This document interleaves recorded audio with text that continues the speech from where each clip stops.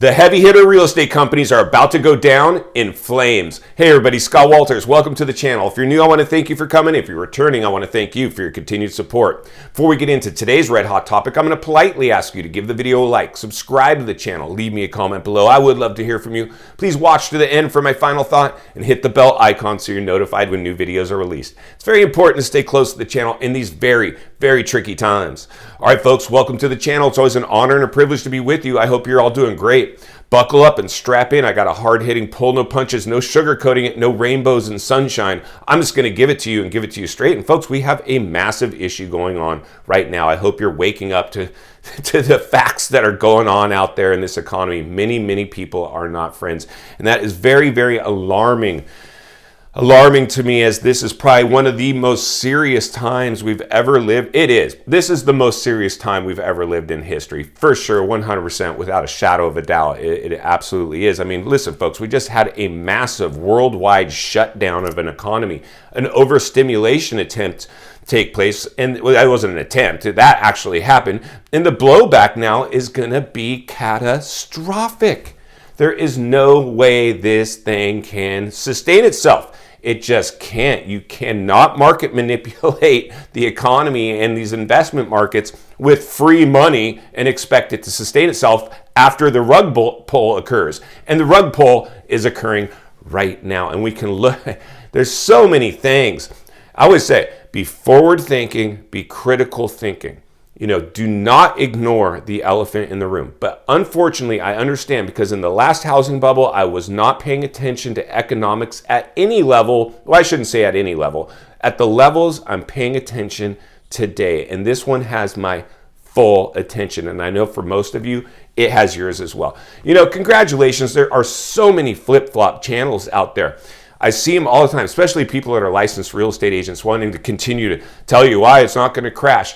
And I understand, I get it, but you know, when this thing, and it already is, the writing's on the wall, so many of them now are, you know, trying to maybe reverse course, but how much trust do you want to put in somebody that's, you know, just went from rainbows and sunshine, and they're now trying to, you know, report or talk about the things that we're reporting now? We're way ahead of the curve. Congratulations.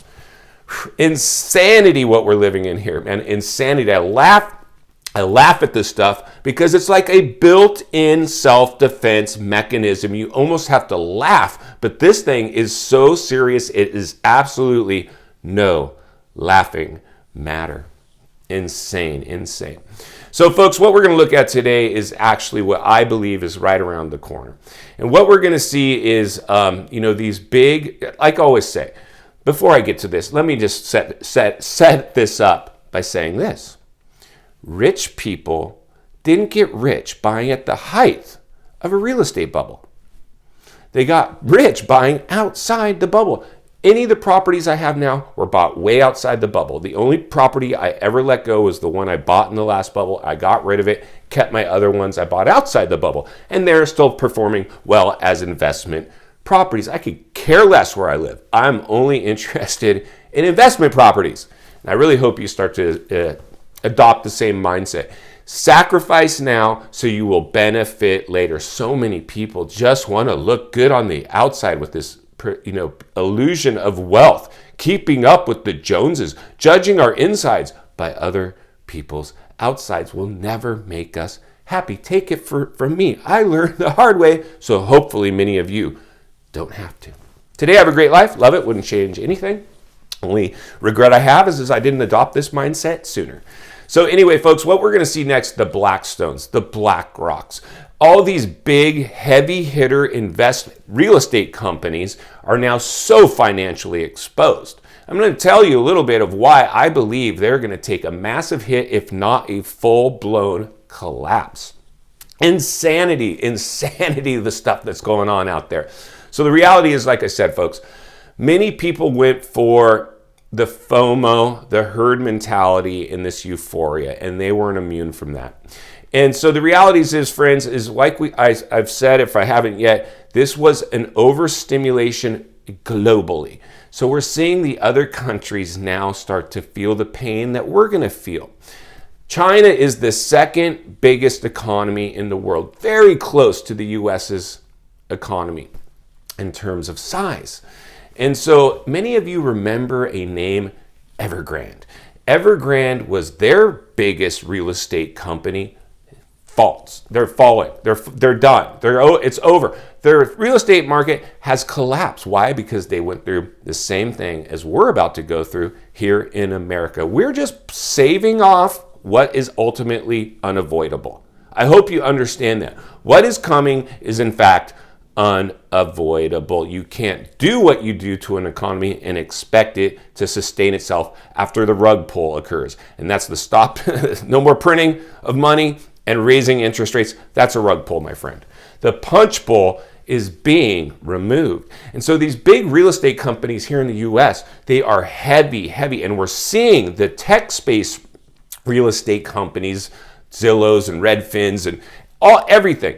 There already is a race to the bottom. This is the temperature check, the forward thinking, the heat mapping that you have to look at. And because of today's digital diet, unless people see it unfolding in front of their faces in real time, they don't believe it. But this is real estate. It doesn't move in lightning speed like the crypto or stock market. It will play out.